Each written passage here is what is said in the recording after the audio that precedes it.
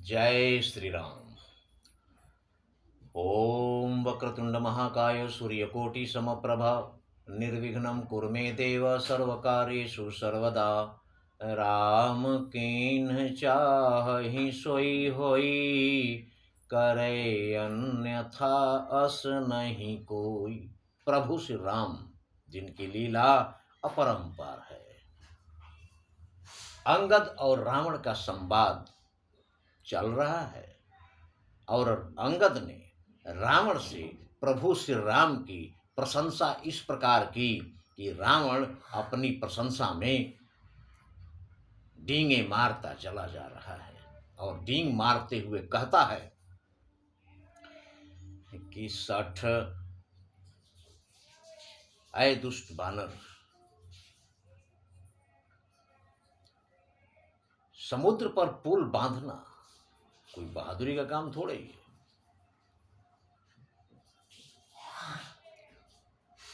60 शाखा मृग जोरी सहाई, बांधा सिंधु यही प्रभुताई। तुम्हारे प्रभु की यही प्रभुता है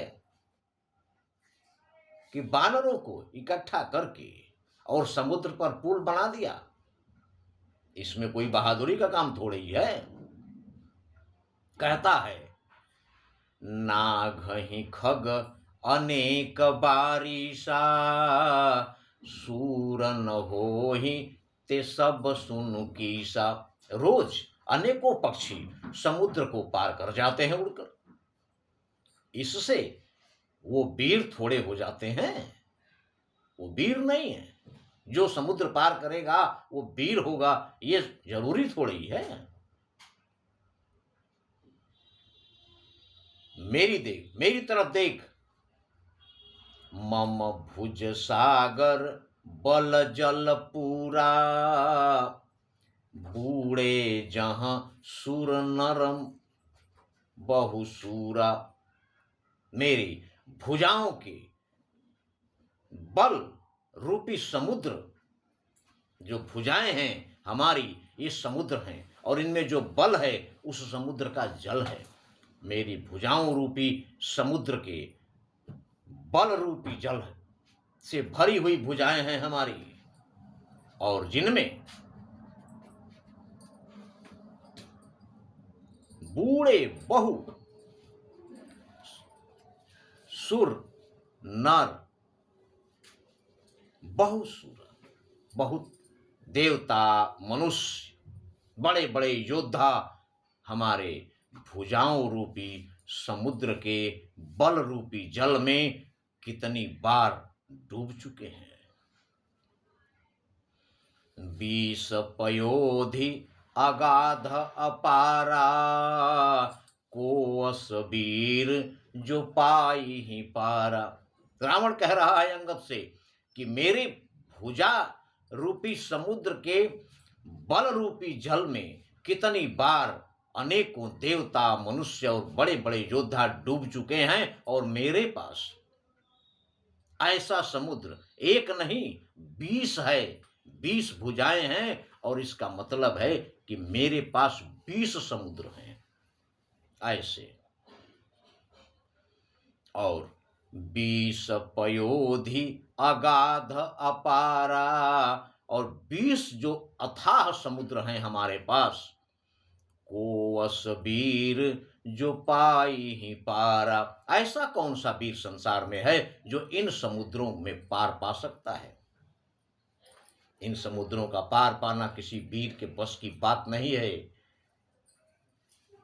दिगपालन में नीर भरावा, भूप सुजस खल मोहि सुनावा। कहता है कि दिगपालों से मैं पानी भरवाता हूं, इतना प्रताप है हमारा, और मुझे तुम एक साधारण राजा की प्रशंसा सुना रहा है। भूप सुजस खल मोहि सुनावा, मुझे राजा का सुजस सुना रहा है।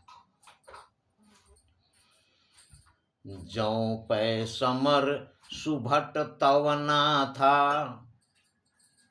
अगर तुम्हारे प्रभु युद्ध में इतने बड़े योद्धा हैं, जौ पे सुभट समर तव ना था। पुण्य पुण्य कहु जासु गुण गाथा। जिसका गुणगान तुम बार बार कर रहे हो हमारे सामने, बहुत बड़ा योद्धा है अगर तुम्हारा स्वामी, तुम्हारे प्रभु।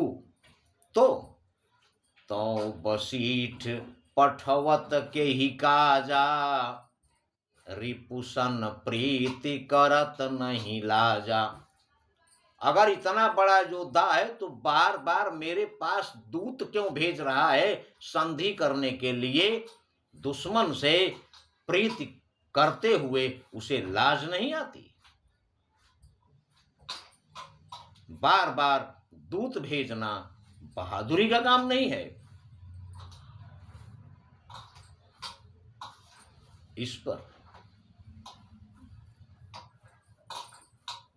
अंगद चुपचाप रावण की डींगे सुनते जा रहे हैं।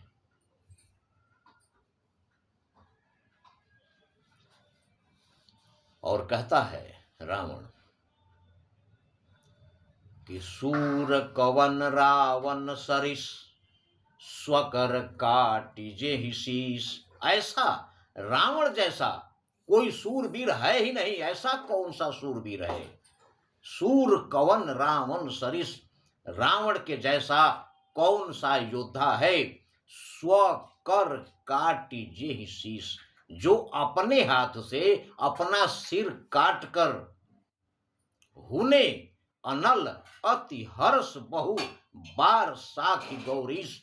अनेकों बार अग्नि कुंड में अपने ही सिर अपने हाथ से काटकर हवन कर दिया है, जला दिया है, अग्नि में हवन कुंड में डाल दिया है। इसके साक्षी देवाधिदेव महादेव हैं। साखी गौरीश, साक्षी महादेव हैं कि मैंने अपना सिर कई बार अपने ही हाथ से काटकर हवन कुंड में डाल दिया है। ऐसा बड़ा योद्धा इस संसार में कोई है? कोई भी नहीं है। इसके बाद भी रावण ने बहुत सारी बातें अंगद को बताई।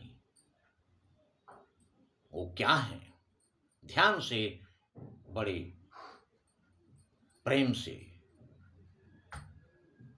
सारा ध्यान हटाकर राम कथा में बैठने का कारण अगर सही है तो राम कथा से बढ़िया परोपकार का और कोई उपाय नहीं है।